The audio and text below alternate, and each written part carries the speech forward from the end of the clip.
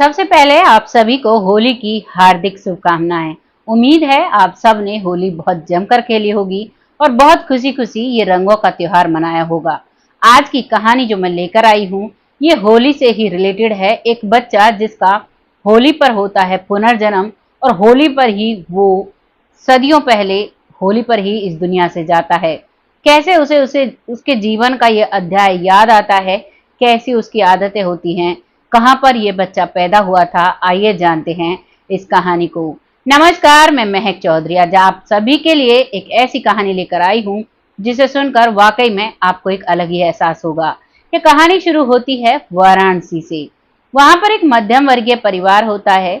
उस परिवार में एक महिला जो कि गर्भवती है, 9वां महीना चल रहा है, फागुन का त्योहार चलने वाला है, बस सभी को इंतजार है, न जाने किस दिन किसी बच्चे का जन्म होगा। सभी खुशियों में सराबोर हैं और अब होली का दिन आता है और होली वाले दिन ही उस महिला को डिलीवरी पेन शुरू हो जाते हैं। अब उसे सरकारी हॉस्पिटल ले जाया जाता है और वहां जाने के बाद करीबन 6 घंटे एडमिट होने के बाद एक बेटा जन्म लेता है। उस परिवार का इकलौता बेटा जन्म लेता है और सब बहुत ही खुश हो जाते हैं। होली की खुशी दुगनी हो जाती है। उसका पिता भगवान को बार बार धन्यवाद करता है क्योंकि वो जो माँ थी उसके लिए डॉक्टर्स ने पहले ही बोल दिया था कि ये शायद कभी भी माँ नहीं बन पाएंगी। अब उनके लिए तो ये बहुत बड़ा चमत्कार था। और यहाँ पर आपको मैं एक बात और बता देना चाहूंगी, मैं बहुत सारे केसेस लेकर आई हूँ पुनर्जन्म के। ज्यादातर केसेस में जिस बच्चे का पुनर्जन्म होता है वो उसी परिवार में होता है जिस परिवार में बच्चे न होने की बात बोल दी जाती है। डॉक्टर्स के द्वारा हाथ उठा दिया जाता है, कहा जाता है कि अब शायद मुश्किल है। ऐसा ही इस परिवार में होता है और अब 2 दिन रहने के बाद हॉस्पिटल में अब इस बच्चे को घर लाया जाता है और घर पर बहुत खुशियां मनाई जाती हैं और करीबन 7वें दिन इसका नामकरण कराया जाता है। नामकरण में इसका नाम रोहन रखा जाता है। रोहन, पंडित बताते हैं कि इसकी आर से राशि है और ये बच्चा बहुत यशस्वी है। इसका अगर हम देखते हैं तो वाकई में ये बच्चा सबसे अलग है। माता पिता खुश थे क्योंकि ज्यादातर जो पंडित होते हैं वो हर बच्चे के बारे में ऐसे ही यूनिक बातें बताते हैं, लेकिन उस पंडित ने जो बोला था वो कुछ अलग ही बोला था, जिस बात को माता पिता समझ नहीं पाते हैं। अब सामान्य सा जीवन चलने लगता है और सब लोग अपनी जिंदगी जीने लगते हैं। इधर रोहन धीरे धीरे बड़ा होने लगता है। लगभग 12 साल का रोहन हो जाता है। 12 साल तक जब भी होली आया करती तो होली पर वो इतनी अच्छे से होली मनाया करता, लोगों के साथ इतने अच्छे से मिला करता। उसे देखकर ऐसा लगा करता कि मानो ये कितना बड़ा इंसान है, इसे कितनी जानकारी है। एक सामाजिक व्यक्ति जो होता है, एक योद्धा जैसा होता है, सबकी मदद करना, सबके साथ बहुत ही शांत स्वभाव से रहना, कोई भी मुसीबत में देखे तो सबसे आगे आना। इतना छोटा बच्चा था, ऐसे बात किया करता तो सबको बहुत अजीब लगा करता, लेकिन सब सोचते हैं किसी किसी बच्चे को ऐसा लगता है। अब धीरे धीरे हर हॉल होली को मनाते हुए 12 साल का रोहन हो जाता है और जब वो होली के रंगों में सराबोर था, होली खेल रहा था अपने ही आंगन में, तो वहीं पर एक बुजुर्ग साधु आते हैं। वो पहले भिक्षा मांगते हैं, उन्हें भिक्षा देने रोहन ही उनके लिए खाना लेकर आता है। वो खाना लेते हैं और अपनी झोली में रख लेते हैं और उसके सर पर हाथ फेरते हुए कहते हैं कि बेटा, तू फिर से आ गया और होली के दिन ही तू गया था और होली के दिन ही तू आया है। तुम्हारा परचम पूरे देश में सब लोग तुम्हें बहुत अच्छे से जानेंगे। वाकई में तुम्हारी जो आत्मा है वो सबसे अलग है। वो छोटा बच्चा था, इन बातों को नहीं समझ पाता है, लेकिन उसकी माँ इन बातों को सुन रही थी जब आंगन में वो उसे दे रहा था और जब वो साधु बाबा ऐसे कह रहा था। इतने में ही उसकी माँ अंदर से आती है और साधु बाबा को आवाज लगाती है, लेकिन साधु बाबा उसकी आंखों से ओझल हो जाते हैं। वो गलियों में देखती है लेकिन साधु बाबा उसे कहीं नहीं मिलते। लेकिन उसी दिन से रोहन की माँ को चिंता सताने लगती है। वो सोचती है कि साधु बाबा ऐसे क्यों कह रहे थे और वो रोहन पर बहुत ध्यान रखने लगती है। लेकिन रोहन में हर रोज बदलाव आ रहा था। अब तक उसकी माँ ने ध्यान नहीं दिया था, लेकिन अब उसकी माँ जब ध्यान देती है तो उसे बहुत सारे बदलाव रोहन में नजर आते हैं। रोहन एक बहुत ही करुणामय था। उसका दिल बहुत ही सॉफ्ट था, यानी कि बहुत ही नरम दिल इंसान था। कोई भी उसे कष्ट में दिखा करता, भाग के उसकी मदद किया करता। यहाँ तक कि उसकी माँ पानी पीने के लिए जब मटके से लेकर आती गली के नल से, तो उसकी माँ के सर पर वो मटका भी ज्यादा देर नहीं रहने देता था। कहता था कि माँ मैं ले आऊंगा, आपको परेशानी होगी। उसका पिता जब काम पर जाया करता तो कहता कि पापा क्या आपका काम मैं नहीं कर सकता। और माता पिता सोचते थे कि हमारी केयर करता है, लेकिन उसका यही रवैया पड़ोस के गरीब बच्चों, गरीब लोगों के प्रति बहुत ज्यादा था। अब होली जब आती है, करीबन वो 15 साल का हो चुका था। होली आती है तो होली पर वो लोगों में मिठाइयां बांटा करता, कलर बांटा करता और उनके साथ होली मनाया करता। उसके बाद अपने घर में आता, फिर अपने परिवार के साथ मनाया करता। यानी वो अपनी खुशी को ज्यादातर गरीब और मजबूर लोगों के साथ बांटा करता। अब ये बदलाव उसकी माँ को समझ में आता है, लेकिन अब उस वक्त वो काफी समय निकल गया था। अब उसकी माँ उस बात को भूल जाती है और धीरे धीरे अब ऐसे ही वो बड़ा हो जाता है। करीबन रोहन की उम्र 26 साल हो जाती है और जब वो 26 साल की उम्र में था तो वो इसी तरीके से अपने होली का त्योहार मनाता था और इस बार भी होली थी। वो गुंजिया बांट रहा था गरीब परिवारों में, जो झुग्गी झोपड़ियां थी बनारस में, वहां पर मिठाई बांट रहा था। तो वहां पर कुछ जो ऐसे होते हैं, दंगाई होते हैं, जो लड़ने वाले लोग होते हैं, यानी शोरगुल करने वाले लोग होते हैं, वो वहां पर आते हैं और वहां की लड़कियों को के साथ छेड़छाड़ करते हैं और वहां पर लड़ाई करने लगते हैं। जो थोड़े मजबूर या गरीब थे उनके साथ छेड़छाड़, किसी को धक्का दे देना, यानी वहां पर हुड़दंग मचाने लगते हैं। ये बात रोहन को बिल्कुल भी रास नहीं आती है और रोहन को गुस्सा आ जाता है। अब रोहन उनकी मदद करता है, जो लोग वहां परेशान हो रहे थे और जो दंगाई थे उनसे लड़ता है और कहता है कि तुम लोग ऐसा मत करो, कितना अच्छा त्योहार है, इसे खुशी से मनाओ, मुझे परेशान मत करो, मुझे बहुत गुस्सा आ जाएगा। इस बात पर दंगाई कहते हैं कि तुम्हें गुस्सा आ जाएगा? तुम किसी फिल्म के हीरो हो क्या जो तुम्हें गुस्सा आ जाएगा? आखिर तुम हो कौन?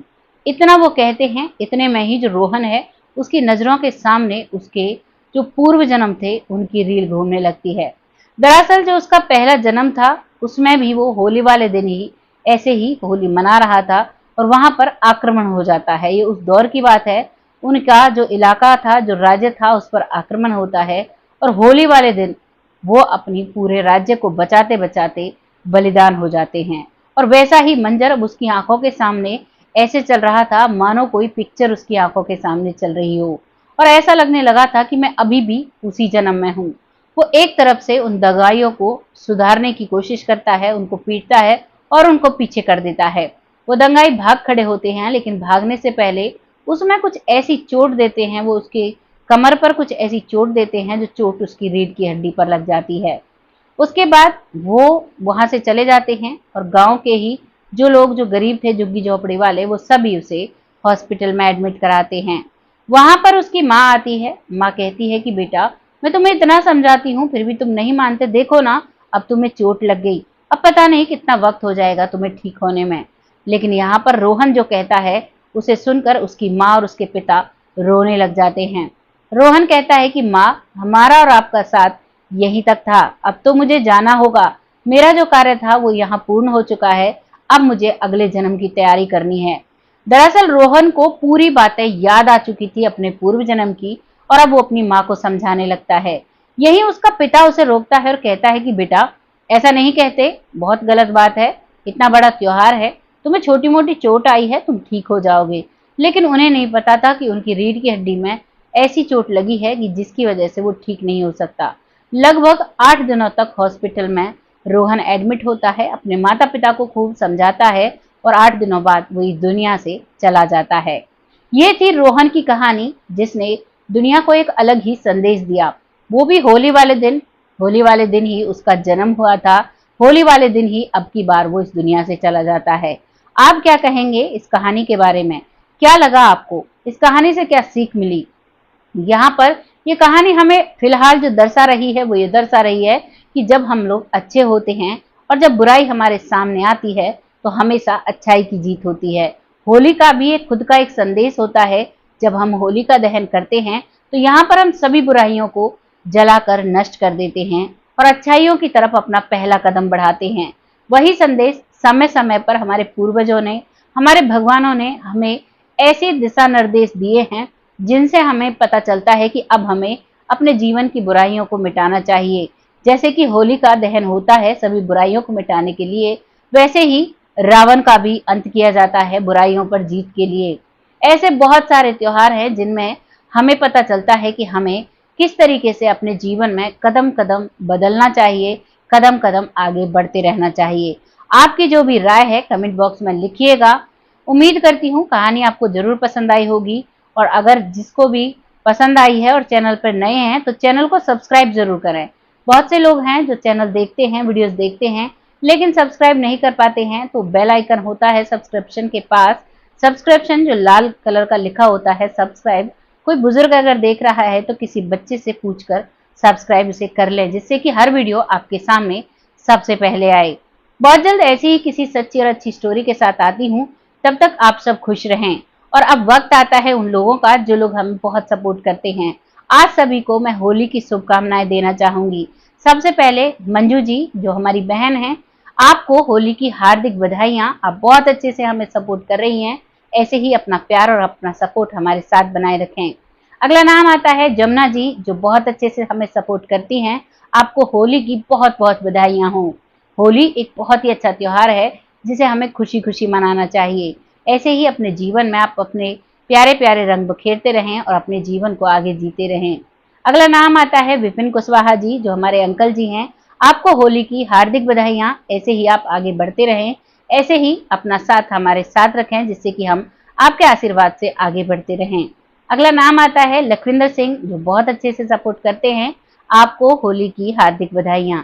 ऐसे ही अपना सपोर्ट हमारे साथ बनाए रखें। अगला नाम आता है विवेक जो कि मथुरा अलीगढ़ से हैं। मथुरा में बहुत अच्छे से होली मनाई जाती है। कान्हा जी का इलाका है, कान्हा जी के वहां पर तो होली का एक अलग ही रंग चढ़ता है। आपको होली की हार्दिक बधाई हो। आप हमेशा खुश रहें, अपने जीवन में तरक्कियां पाते रहें। अगला नाम आता है आलोक शर्मा जो हमें बधाई देते हैं। आपका तहे दिल से आभार व्यक्त करते हैं, आप हमें बहुत सपोर्ट करते हैं। होली की बहुत सारी बधाइयां। आप भी बच्चे हो, आगे बढ़ते रहो अपने जीवन में, पढ़ाई लिखाई में अपना नाम रोशन करो।